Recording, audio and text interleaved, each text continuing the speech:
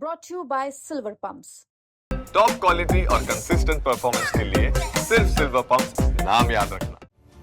7 अप्रैल को अपने होने वाले दामाद संग भागी सास वाले मामले में जैसे जैसे दिन बीतते जा रहे हैं वैसे वैसे नए नए एंगल सामने आते जा रहे हैं। कई चौंकाने वाले खुलासे, आरोप प्रत्यारोप और अंदर तक हिलाकर रख देने वाले इल्जाम। हाल फिलहाल में ही दामाद संग भागी सास को लेकर राहुल यानी दामाद के पिता ने चौंकाऊ आरोप लगा दिए हैं। आरोपी राहुल के पिता ने सास पर ही जादू टोना और वशीकरण करने का बड़ा आरोप लगाया है। उनका कहना था कि राहुल की होने वाली सास 5 दिन यहां आकर रही थी। इसी दौरान वो अपने साथ 2 ताबीज लेकर आई थी। एक ताबीज पहले उसने राहुल के गले में बांधा तो दूसरा ताबीज कमर में।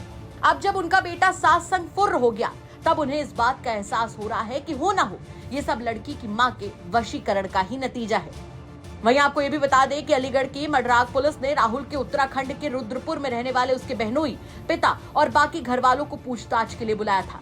उनमें से बहनोई ही पुलिस के निशाने पर सबसे ज्यादा है। इसके पीछे बड़ी वजह है शुरुआती जांच में दोनों की लोकेशन उत्तराखंड में मिलना। देर शाम तक भी सभी से पूछताछ होती रही।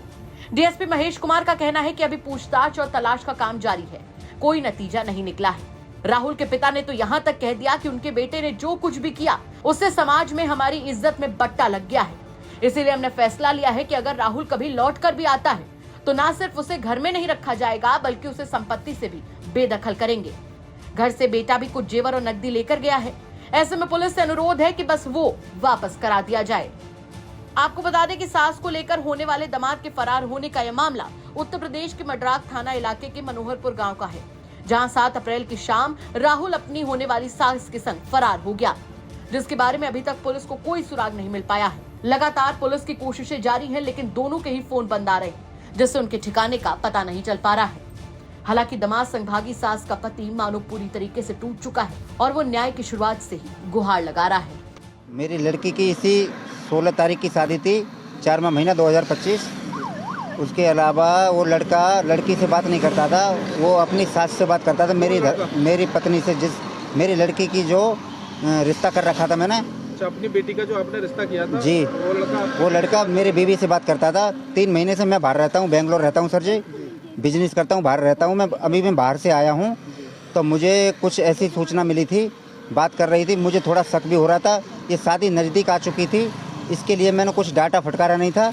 ये अपनी बहन के यहाँ मुझे निमंत्रण देने मेरी पत्नी ने मुझे भेजा था। ये परसों संडे के दिन मैं सुबह घर 11 बजे निकला हुआ हूँ, शाम को मैं 8 बजे घर पे आया हूँ। थाने में जो तहरीर दी है आपने गुमशुदगी की दी है, क्या दी है? जी, गुमशुदगी की दी है। किसकी गुमशुदगी की? लड़के के साथ में है, जो धर्मपत्नी जो मेरी थी वो उसी लड़के के साथ में गई हुई है। दोनों की मिनट में 24 घंटे के अंदर 22 घंटे बात हो रही थी। मैं घर पे नहीं था, इसीलिए मुझे कुछ कन्फर्म नहीं था। इतनी मुझे मालूम जरूर था 22 घंटे उसी लड़के से बात हो रही थी। अच्छा, आपकी जो बीवी है, आपने जो अपनी बेटी के लिए जो लड़का देखा जी, उनके साथ चली गई है? उनके साथ गई है। वही लड़का मेरी बीवी से ही बात करता था, लड़की से बात नहीं करता था। वो मेरी बीवी को लेके फरार हो गया है। और सर उसमें कम से 3.5 लाख कैश रखा हुआ था शादी का, और उसमें 5 लाख 5.5 का लगभग जेवर लेके फरार है। दामाद संग फरार हुई सास की बेटी अब साफ तौर पर कह रही है कि उसकी मां मरे या जिए उसे कोई फर्क नहीं पड़ता, बस जो पैसे और जेवरात वो घर से लेकर भागी है उसे वापस कर दिया जाए। देखना होगा कि राहुल और सास कब तक पुलिस की पकड़ में आते हैं। वैसे क्या कहेंगे आप इस खबर पर, हमें कमेंट करके जरूर बताएं। अलीगढ़ से अकरम खान की रिपोर्ट, यूपी तक।